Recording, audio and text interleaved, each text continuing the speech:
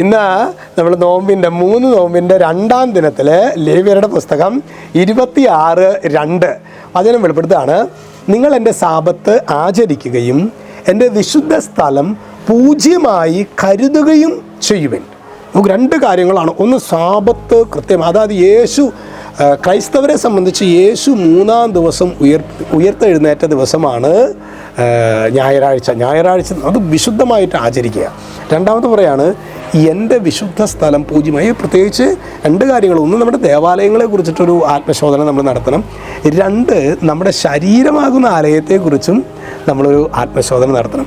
ദേവാലയം പോലെ തന്നെ കൂദാശ ചെയ്യപ്പെട്ടതാണ് ഇത്. മാമോദീസായിലെ സ്ഥൈര്യലേപനത്തിൽ എൻ്റെ ശരീരം കൂദാശ ചെയ്യപ്പെട്ടതാണ്, ലേപനം ചെയ്യപ്പെട്ടതാണ്. എൻ്റെ ശരീരത്തെ എന്ന് പറയുമ്പോൾ എൻ്റെ കണ്ണുകളെ, എൻ്റെ ചെവികളെ, എൻ്റെ നാവ്, എൻ്റെ ഓരോ ഇന്ദ്രിയങ്ങളും അത് ശരിക്കും വിശുദ്ധമാണ് എന്ന ചിന്തയോടെ നാം വ്യാപരിക്കണമെന്ന് സ്വർഗം വചനത്തിലൂടെ നമ്മെ ഓർമ്മിക്കും. നിങ്ങൾ എൻ്റെ സാബത്ത് ആചരിക്കണം, ഞായറാഴ്ച പരിശുദ്ധമായിട്ട് ആചരിക്കണം.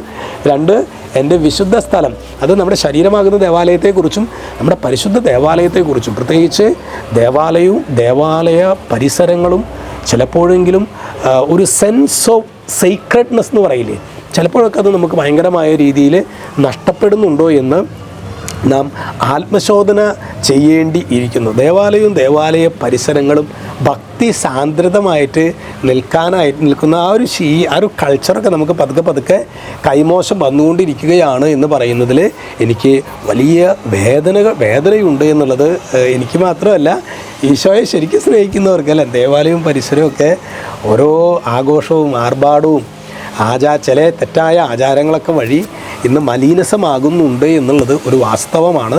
നമുക്ക് ആത്മാർത്ഥമായിട്ട് പ്രാർത്ഥിക്കുകയും നമ്മളാൽ കഴിയുന്ന രീതിയിൽ സ്റ്റെപ്പ് ബൈ സ്റ്റെപ്പ് നമ്മൾ എടുത്ത് മറച്ചിടാൻ നോക്കരുത്. ഒറ്റയടിക്ക് കാര്യങ്ങൾ അപ്പ് ആൻഡ് ഡൗൺ തിരിപ്പിക്കാനായിട്ട് നോക്കിയേക്കരുത്, മൊത്തം കൊളാവും.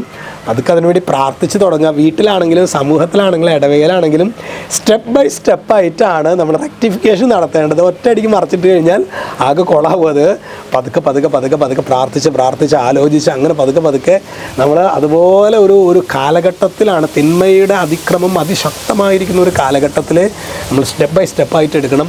പ്രത്യേകിച്ച് നമ്മൾ ഈ 3 നോമ്പ് പോലെയുള്ള അതുപോലെ വലിയ നോമ്പിലൊക്കെ നമ്മൾ ശരിക്കും ഈ ഒരു നിയോഗം വെച്ച് പ്രാർത്ഥിച്ച് എൻ്റെ കുടുംബത്തിലെ വിശുദ്ധീകരണം എവിടെ നിന്ന് ആരംഭിക്കണം, എൻ്റെ യൂണിറ്റിൻ്റെ വിശുദ്ധീകരണം എവിടെ നിന്ന് ആരംഭിക്കണം, എൻ്റെ ഇടവകയുടെ വിശുദ്ധീകരണം എവിടെ നിന്ന് ആരംഭിക്കണം, നമ്മൾ പ്രാർത്ഥിച്ച് ആലോചിച്ചിട്ട് വേണം, പരിശുദ്ധാത്മാവിനോട് ആലോചന ചോദിച്ചിട്ട് സ്റ്റെപ്പ് ബൈ സ്റ്റെപ്പായിട്ട് മാത്രമേ നമ്മൾ ഇതിലേക്ക് കൈ കടത്താവൂ, അല്ലെങ്കിൽ നമ്മുടെ കൈ വെട്ടി കളയും. ഹല്ലേലൂയ.